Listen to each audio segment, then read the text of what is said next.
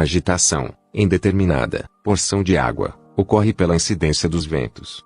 Espiritualmente falando, na Bíblia, a palavra vento origina-se do hebraico ruá, o qual significa sopro, vento ou espírito, derivando-se da mesma palavra, descrita no texto de Gênesis 2, 7. E formou o Senhor Deus, o homem do pó da terra, e soprou em suas narinas o fôlego da vida, e o homem foi feito alma vivente. A palavra ruá também é encontrada no Salmo 104, verso 4. Faz dos ventos seus mensageiros, e dos seus ministros um fogo abrasador. O Salmo 39, no verso 5, declara: Eis que fizeste os meus dias como a palmos, o tempo da minha vida é como nada diante de ti. Na verdade, todo homem, por mais firme que esteja, é totalmente vaidade.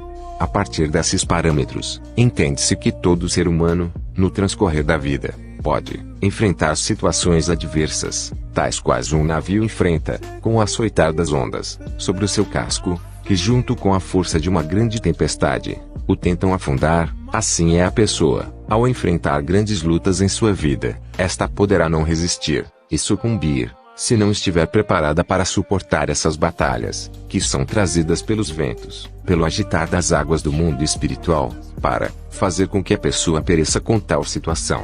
Esses fatos são bem exemplificados pela vida de Jó, o qual tinha uma vida tranquila, de um servo de Deus, próspero, farto de bens, com uma grande família, em que tudo caminhava em perfeita harmonia, até que em um belo dia, ele perdeu todas as suas dádivas, propriedades, honrarias, sua dignidade e toda a sua prole, por conta de uma investida do diabo, contra a sua integridade para com Deus.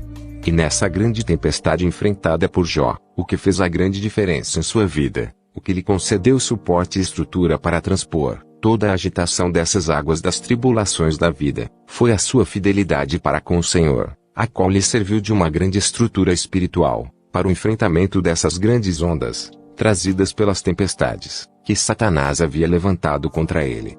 Livro de Jó 19, versos 25 a 27, diz assim: Porque eu sei que o meu Redentor vive, e que por fim, se levantará sobre a terra. E depois de consumida a minha pele, ainda em minha carne verei a Deus. Vê-lo-ei por mim mesmo, e os meus olhos, e não outros, o verão, e por isso, o meu coração se consome dentro de mim.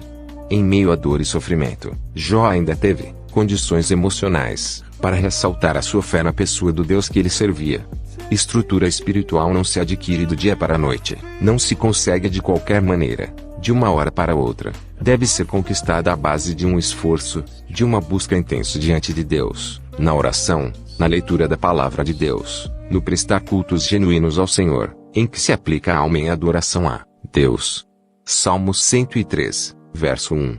Bendize, ó minha alma, ao Senhor, e tudo o que há em mim, bendiga ao seu santo nome. Todas as pessoas possuem uma determinada estrutura, de acordo com a sua própria personalidade, porém se faz necessário buscar uma estrutura espiritual ainda maior, daquela que já possui, ou seja, desejar possuir mais autoridade no mundo espiritual, para vencer as demandas e as batalhas que, porventura, se levantarem. Pense assim: quanto maior a embarcação, maior sua capacidade de transpor as águas, quer sejam calmas, quer estejam revoltas.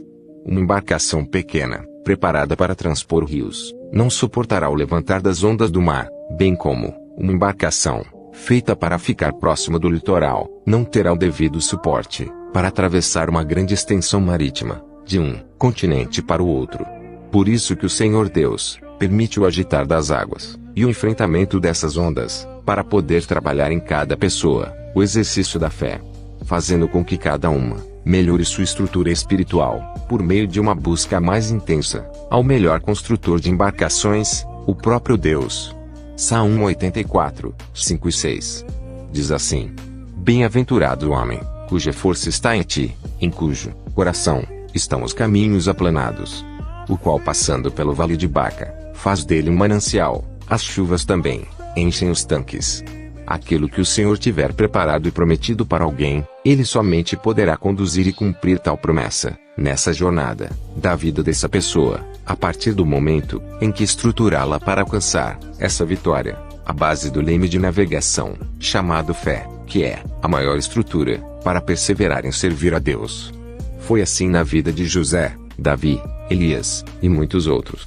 Para tanto, Deus permite as tempestades, o agitar das águas e o levantar das ondas, para fazer com que essa pessoa jogue suas cargas para fora da sua embarcação. Jonas 1. Verso 5.